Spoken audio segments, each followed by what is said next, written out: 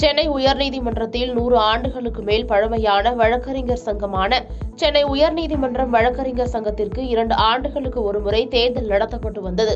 கடைசியாக கடந்த 2016ஆம் ஆண்டு நவம்பர் 23ஆம் தேதி தேர்தல் நடைபெற்றது.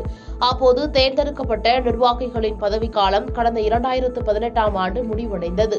இந்த நிலையில் சங்க தேர்தல் தொடர்பாக அறிவிப்புக்கும் தேர்தல் புதிய விதிகளுக்கும் எதிராக தாக்கல் செய்யப்பட்ட வழக்குகள் காரணமாக தேர்தல் தள்ளி போனது.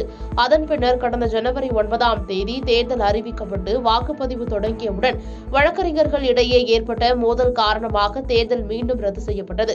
இந்த நிலையில் நீதிமன்ற உத்தரவை தொடர்ந்து நேற்று தேர்தல் வாக்குப்பதிவு தொடங்கியது. அதில் வழக்கறிஞர் மோகனகிருஷ்ணன் மீண்டும் வெற்றி பெற்றுள்ளார்.